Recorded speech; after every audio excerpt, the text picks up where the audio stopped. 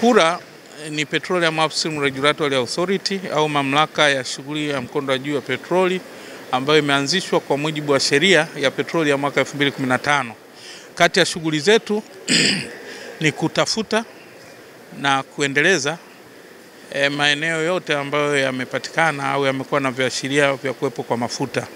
Kwa hiyo sisi kama taasisi ya serikali tunasimama badala ya serikali katika kuhakikisha kwamba shughuli hizo zinaendeshwa kwa mujibu wa sheria na yale mapato yanayopatikana basi yanagawanywa kwa mujibu wa mikataba ambayo huwa inaingia serikali pamoja na wawekezaji. Sasa kwenye tukio hili ambalo tupo ni tukio rasmi ambalo ndio hasa linatuhusu. Kama unavyofahamu ni maonesho na kongamano ya mambo ya petroli kwa nchi za East Africa. Tukio hili linajumuisha makampuni mbalimbali ambayo yanafanya shughuli hizi kwa nchi hizi za ukanda wa East Africa pamoja na taasisi za serikali na wakuu wa nchi wenye dhamana maamuzi juu ya uendelezaji wa rasilimali hii.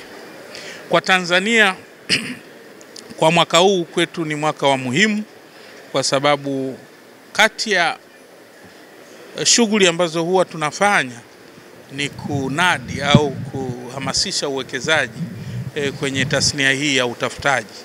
Na kwa kuanzia sisi kama PURA huwa tunakuwa tayari tuna maeneo ambayo tumeshayawekea demarcation kwa maana ya mipaka ili sasa tuweze kuwavutia wawekezaji kuja kuwekeza na kuanza shughuli hizo.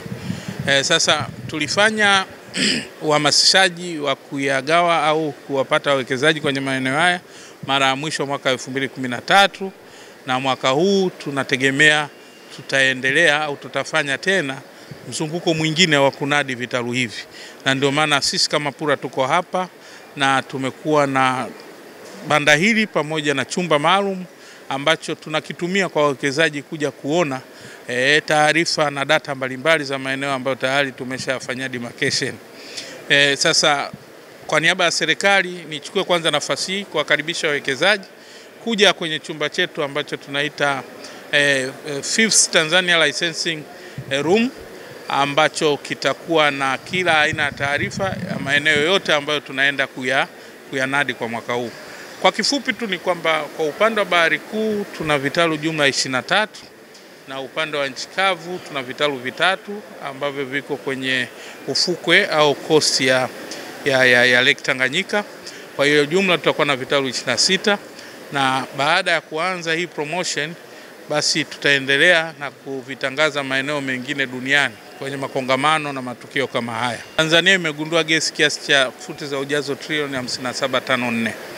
Na katika gesi hiyo kiasi ambacho tulisha kiprove, huwa tunaita kuprove kwa maana kukihakiki kwamba kipo, ni kiasi tu cha TCF 1.16.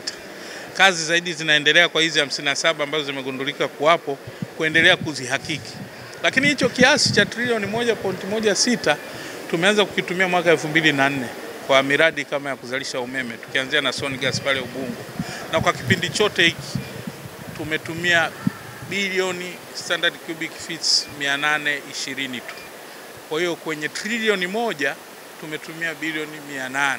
Unaweza ukajua kiasi gani cha gesi tunayoizungumza ina ukubwa. Na nasema hili kwa sababu kwa miaka ya nyuma ya hivi karibuni kabla tujaja na JK Nyerere damu ile inayozalisha umeme megawatt 2115 tulikuwa mchango wetu wa uzalishaji umeme kwa kutumia gesi ulikuwa nafikia mpaka 70% ya umeme wote wa Tanzania. Sasa kwa kiasi hicho cha mchango na bado hatujafikisha hata TCF 1 kwenye matumizi, unaweza kugundua unaposema TCF 57.54 ni kiasi gani. Lakini ukiachia hilo, swali jingine ulilouliza kuhusiana na uwepo wa mafuta. Sisi kazi yetu ni kutafuta mafuta. Hatutafuti gesi. Gesi tumekuja kuipata katika utafutaji wa mafuta. Kwa hiyo bado tunaendelea na utafutaji wa mafuta. Na kama ukiangalia nimesema kwamba kati ya vitalu ambavyo tunaenda kuvinadi ni vile vya Lake Tanganyika. Viashiria vinaonyesha kwamba Lake Tanganyika ambayo imepitiwa na bonde la Ufa lina uwezekano mkubwa wa kuwa na mafuta. Kwa nini? Kwa sababu mafuta yamegundukia Uganda, Lake Albert ambayo iko kwenye bonde la Ufa, Mafuta yamegundulika Kenya, Lake Natron ambayo iko kwenye ukanda wa bonde la Ufa. Bonde la Ufa hili limeshuka likashukia upande huu wa Lake Tanganyika. Na sisi tunaamini kwa kuwa viashiria vilivyopo kule ndivyo ambavyo vinaonekana upande huu, basi inshallah siku moja tunaweza tukapata mafuta. Lakini mpango wa serikali chini ya rais wetu Mheshimiwa Samia Suluhu Hassan pamoja na waziri wetu ambaye pia ni naibu waziri mkuu ni kuweka nguvu zaidi kwenye swala hili la utafutaji, hasa kipindi hiki ambacho tunaelekea kwenye matumizi ya renewables. Nafikiri unafahamu kwamba dunia sasa ina move kutoka kwenye kutumia hizi sources za nishati ambazo ni chafuzi za mazingira kwenda kutumia renewables au nishati jadidifu. Na lengo la dunia ni kufikia miaka 2050 kuwa tayari dunia imebadilika. Lakini tunashukuru kwamba pamoja na hilo azimio ambalo wanalo, lakini wamekubaliana kwamba kwa kipindi cha mpito gesi itatumika kama chanzo cha nishati kipindi hicho mpaka pale ambapo tutamove kwenda kwenye renewables. Kwa hiyo kwa gesi ambayo tumeigundua tuna uhakika mkubwa inaendelea kuwa na soko, na inshallah kama mwaka 2050 bado tutakuwa tujabadilika, basi itaendelea kuwepo. Na ndio maana unaona kupitia Wizara ya Nishati tumekuwa na mazungumzo na wenzetu ambao wamegundua gesi kwenye Bahari Kuu kwa ajili ya kuitengeneza kuwa LNG ili tuende tukaiuze kwenye masoko ya nje, masoko makubwa kama Japan, Korea na Taiwan. Na kinachotubeba zaidi pamoja na utulivu kisiasa ni geographical location. Sisi tuko kwenye maeneo ambayo yana face nchi za Asia ambao ndio watumiaji wakubwa wa nishati hii ya gesi asilia.